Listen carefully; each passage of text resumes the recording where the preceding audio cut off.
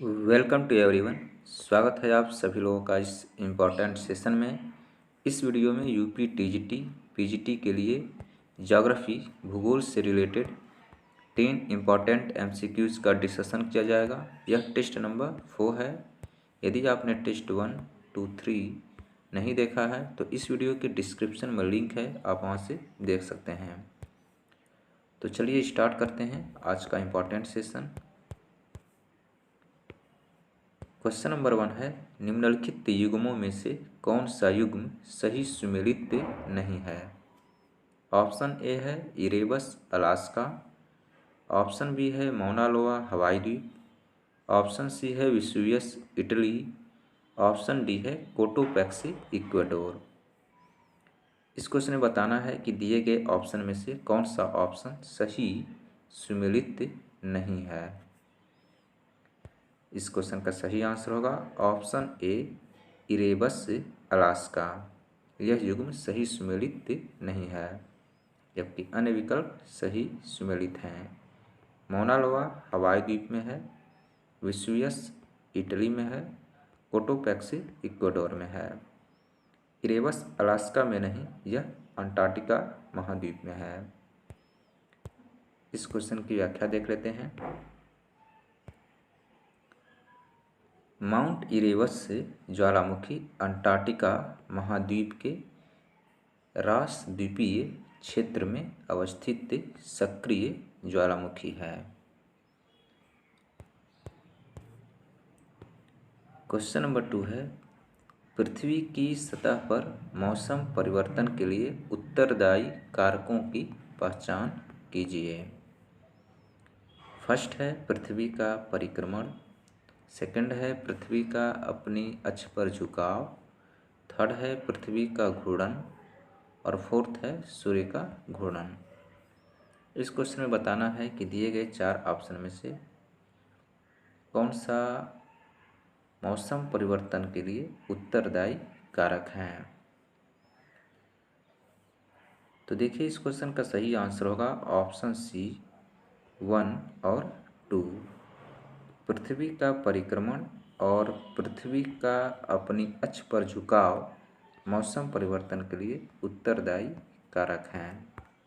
तो इस क्वेश्चन का सही आंसर होगा ऑप्शन सी 1 और 2।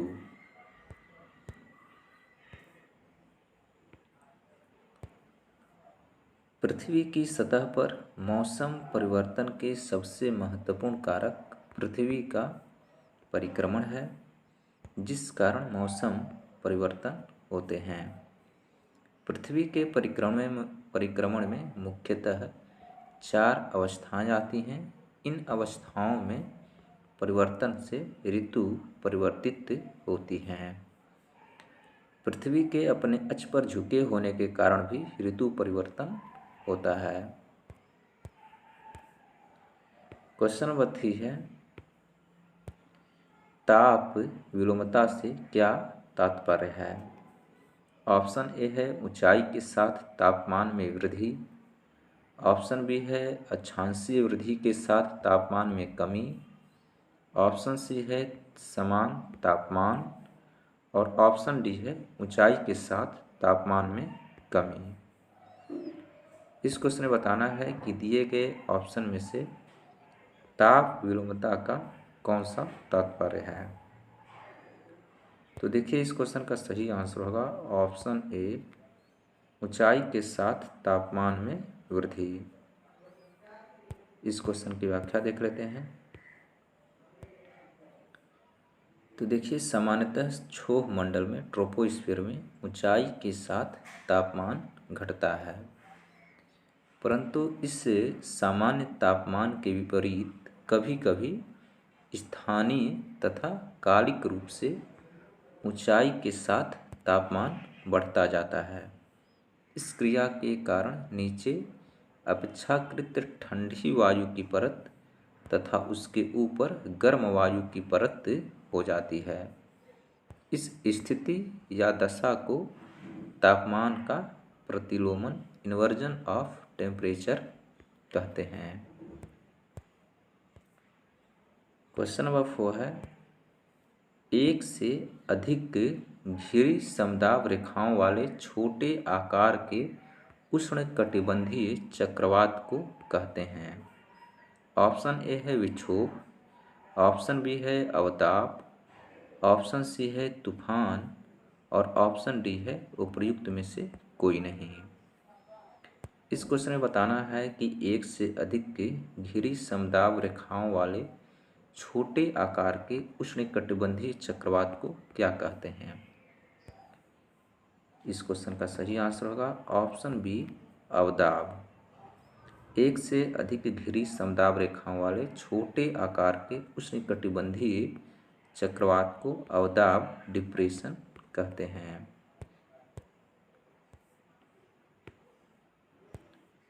तो देखिए, एक से अधिक समदाब रेखाओं वाले छोटे आकार के उष्णकटिबंधीय चक्रवात को अवदाब डिप्रेशन कहते हैं। इसका आविर्भाव अंतः उष्णकटिबंधीय अभिसरण इंटरट्रॉपिकल कन्वर्जेंस के साथ होता है। क्वेश्चन नंबर 5 है, निम्न में से कौन सा युग्म सुमेलित नहीं है। ऑप्शन ए है मोजाम्बिक हिंद महासागर, ऑप्शन बी है लेब्राडोर उत्तरी प्रशांत, ऑप्शन सी है फॉकलैंड दक्षिणी अटलांटिक, ऑप्शन डी है हम्बोल्ट दक्षिणी प्रशांत। इस क्वेश्चन में बताना है कि दिए गए ऑप्शन में से कौन सा युग्म सही सुमेलित नहीं है। तो देखिए, इस क्वेश्चन का सही आंसर होगा ऑप्शन बी लेब्राडोर उत्तरी प्रशांत। यह युग्म सही सुमेलित नहीं है, जबकि दिए गए अन्य विकल्प सही सुमेलित हैं। मोजाम्बिक धारा हिंद महासागर की धारा है, फॉकलैंड दक्षिणी अटलांटिक महासागर की और हम्बोल्ट दक्षिणी प्रशांत महासागर की, जबकि लेब्राडोर उत्तरी प्रशांत की महासागरीय धारा नहीं है, यह उत्तरी अटलांटिक महासागर की धारा है। इसलिए यह युग्म सही सुमेलित नहीं है।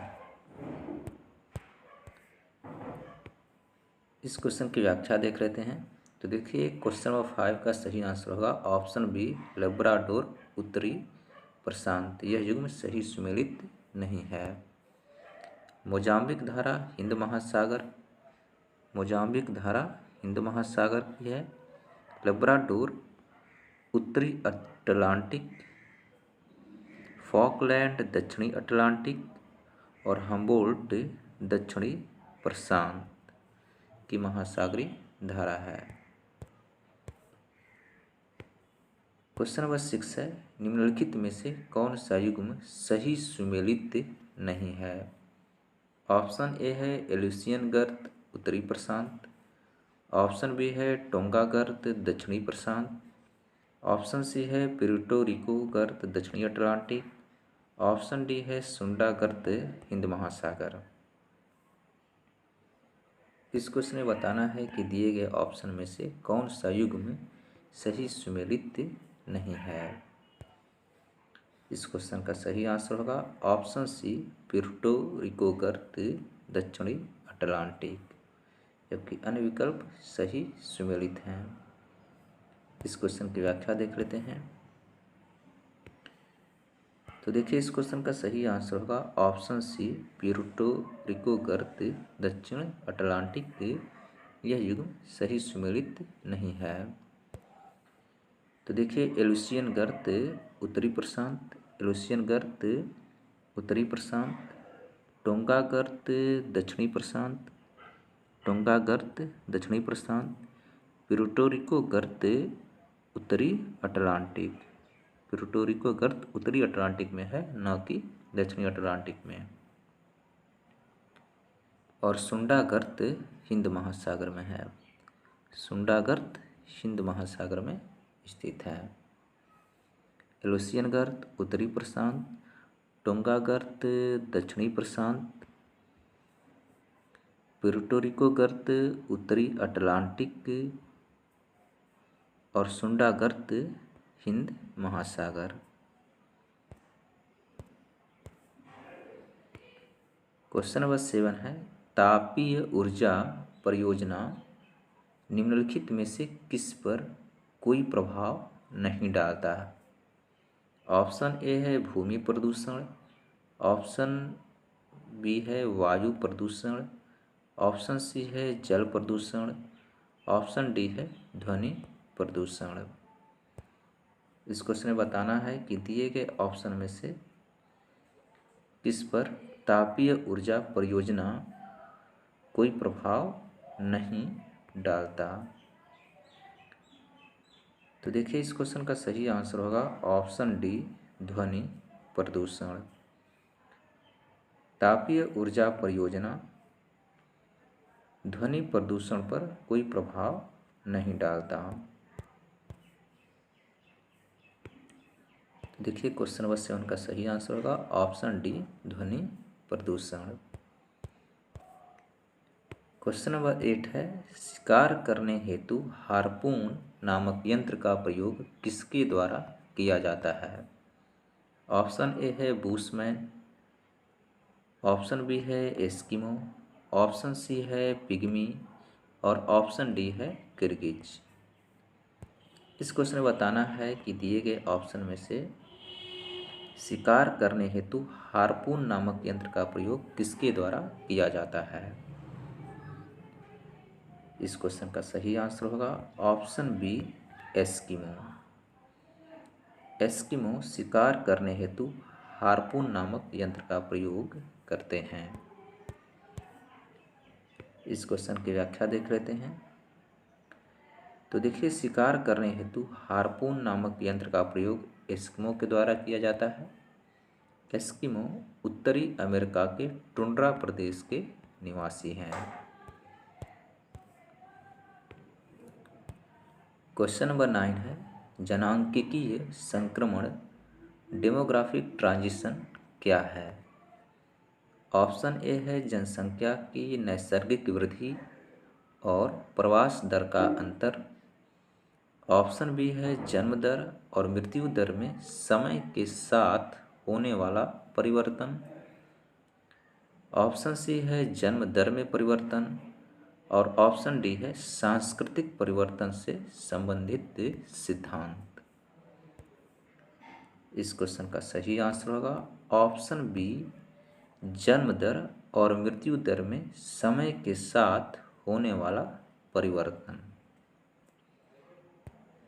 इस क्वेश्चन की व्याख्या देख लेते हैं। तो देखिए जनांकिकीय संक्रमण डेमोग्राफिक ट्रांजिशन सिद्धांत थ्योरी किसी देश में जनसंख्या विकास को सामान्य विश्लेषण प्रस्तुत करता है जो जन्म दर और मृत्यु दर के कालिक परिवर्तनों या संक्रमण पर आधारित है।